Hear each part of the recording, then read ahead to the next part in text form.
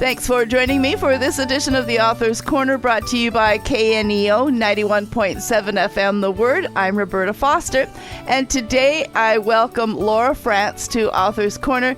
She has written the book The Belle of Chatham, which is published by Revell, a division of Baker Publishing Group. She'll tell you more about how to find the book at the end of our conversation. So first off, a little bit about Laura. She is a two-time Christie Award winner and the ECPA best-selling author of more than 15 novels, including The Indigo Heiress, The Rose and the Thistle, and many others. She's the proud mom of an American soldier and career firefighter. Though she will always call Kentucky home, she now lives with her husband in Washington State. Laura, thank you so much for being with us on Author's Corner. I'm delighted to be here. Thank you, Roberta. In the materials sent out about your book, it says that you mark America's 250th independence anniversary with a Revolutionary War romance. Now, having talked with authors for many years, I know that books don't get started and published within a few months. So how did it come about that this happens to be during our 250th celebration? Excellent question. Well, I'm old enough to remember being a part of our bicentennial celebration way back in 1776. So when I became an author, several years ago, I thought, what can I do to honor our patriots and our founders? And I decided to write a book that would be published in the very year that we celebrate our independence, 2026. And so this, has been on my radar for quite a while. But like you said, it takes a year from the time I turn in a novel for it to go through the publishing pipeline. And then Revell turned it out in January of 2026 this year. So I'm happy that since the Revolutionary War lasted so long, sadly, around 8 years, that we could, I guess, just keep celebrating a fiction dedicated to it for the next 8 years. So I'm just delighted to have written this, novel that I hope gives readers a glimpse into what really happened in that time period and how profound and earth-shattering it was, personally and collectively, as families and as a nation back then.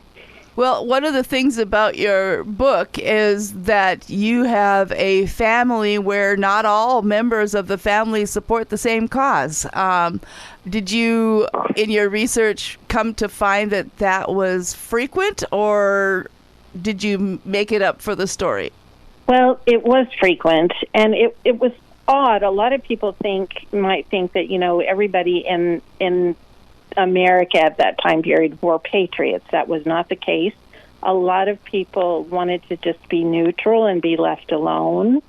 There was actually a small remnant that were patriots that decided to rise up and fight. They happened to be men like George Washington, of course, who, were a loud patriot voice and presence. But then you also had loyalists in the same family as these patriots who were for the king and England and all that stood for. And so when you have these very deep personal political conflicts that did happen in families, Benjamin Franklin's an example. He was, a pure patriot, and his son was a pure loyalist, and they had a falling out that was never mended. So these rifts went very deep. They were often tragic. So I tried to bring that to life in this patriotic tale, as I call it, and give you a realistic look at what that might have looked like and felt like. It was not pretty, and it was often not resolved. Wow. I can see, just with talking about politics amongst family members today, how that becomes very divisive as well. Divisive is the word, which is definitely heartbreaking. It is. It's very tragic. Okay, so you have two sisters, the Bohannon sisters, Maebel and Coralie. So tell us what inspired their characters and their contrasting loyalties. Well, I knew really to achieve what I hope in the book is to take two sisters who are night and day different.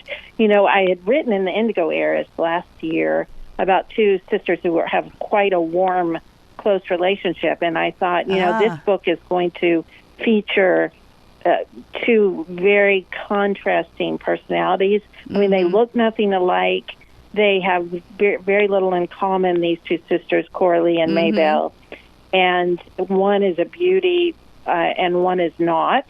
And the one who is the plain sister has a grievance that the fair sister, so to speak, gets all the privileges and even in their wartime views, they find that they're poles apart.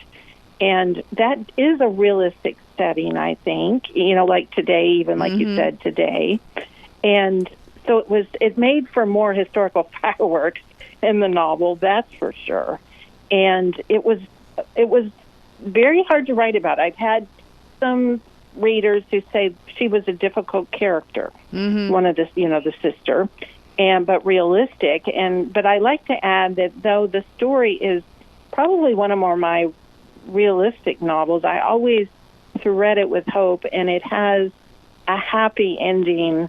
Maybe not for everyone, and maybe not for the Coralie, but it's realistic, but it's hope-driven. And so readers will, always get a happy, uplifting ending with me, even though we deal with very distressing subjects in this book, the American Revolution. Yeah.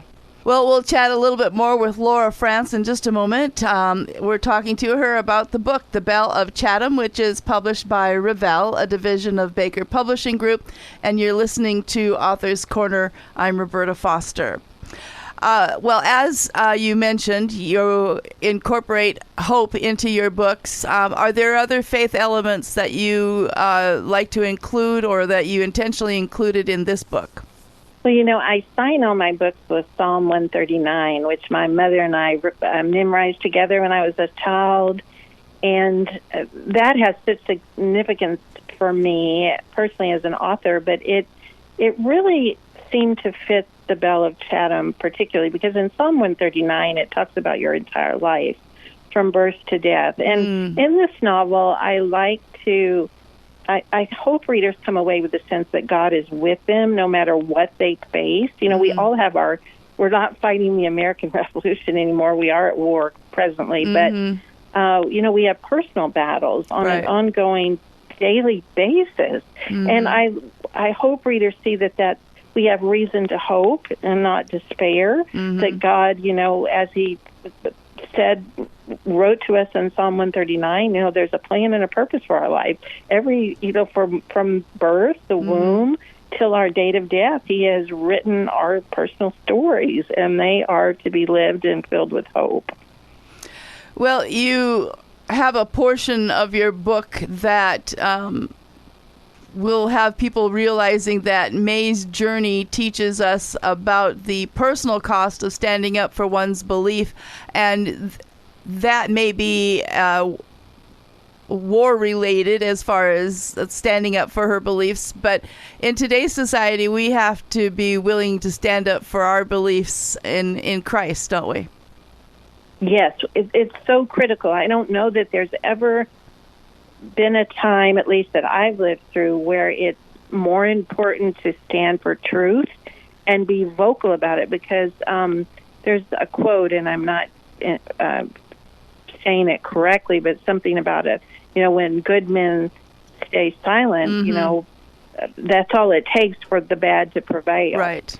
And so we need to, collectively as Christians, we need to vote, we need to stand up for truth and what aligns with God's will in the Bible. It's so critical. I mean, we face enemies and who would like to overpower us. Now we know that in the end God wins, but there is a ferocious battle raging, and we are called to put on the armor of God and to fight. Absolutely.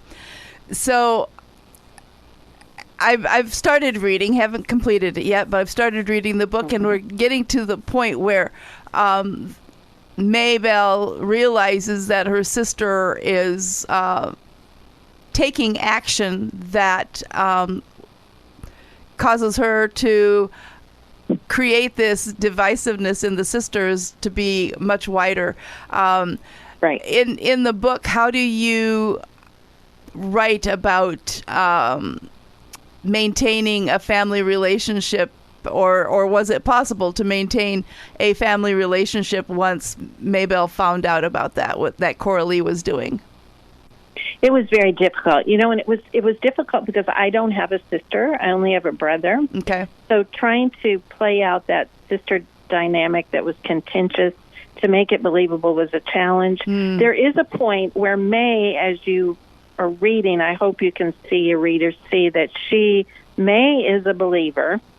Coralie might be in question. Okay. May actually tries to live out her faith. You can see her doing things for the soldiers, just caring for those in need, and that's absent in Coralie's life. She seems to be working against whatever May does. So May tries to treat her in a loving, Christ-like way, but there does come a point in the story, like you alluded to, that is Coralie removes herself from May in a choice that she makes, and so it makes May's response to her, Christ-like response, no longer possible. And in fact, Coralie's perfidy, I don't know if that's the word, perfidy, is so great that it impacts far more than May. And other people outside that sisterly relationship find it unforgivable,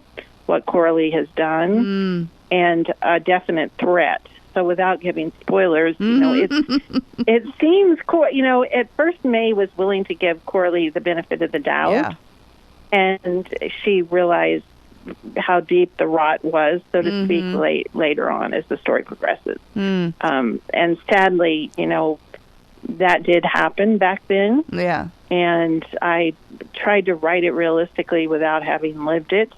It was hard. It was a hard thread to write because I want families to be happy. Yeah. And I want everybody to be on the same page politically and otherwise, religiously and spiritually. And that doesn't often happen. Families are riven with these realities that, and the enemy is a prowling lion seeking who he will devour, and families are in his sights. Well, did you find there to be plenty of information about the Revolutionary War, that your research was fairly simple to do? And did you find any historical detail that was especially surprising? Well, you haven't come to the author note, which is probably my longest in the back of the book yet. And I started by saying this is the hardest novel I've ever written. Okay. There is an avalanche of research that is available to you on the American Revolution. Not all of it is accurate. Beware ChatGPT and AI. That's highly inaccurate. So I had to often rely on, primary sources, which are letters, diaries, first-person accounts from that time, which, you're getting an unvarnished view as much as we can in our modern century of what those people were living with. There's so much information that there's even the American Revolution has its own vocabulary and its own terminology. So it's almost like learning a different language. And so I didn't reckon with, I do a lot of research, and I did not reckon with like I said, the avalanche of resources available. It was, I don't know now, I think I would have gone ahead had I known that, but I didn't really realize the work. It became like a PhD history exam in the end. Okay. And I still didn't get everything right, I'm sure, but I addressed that in the author note. Okay. All right. Well, tell our listeners how they can connect with you and what you might be working on next.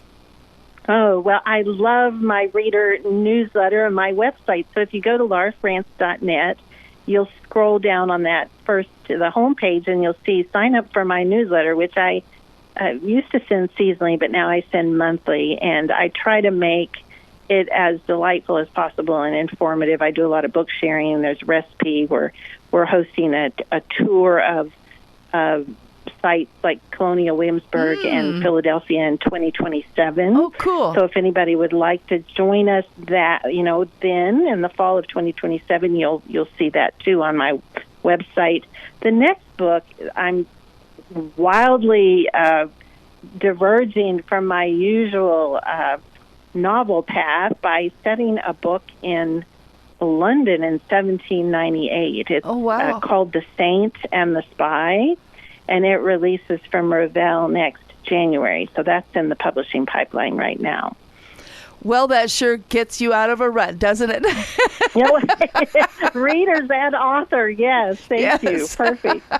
All right. Now, tell us again your website that people should connect with you for your newsletter and other benefits. Right.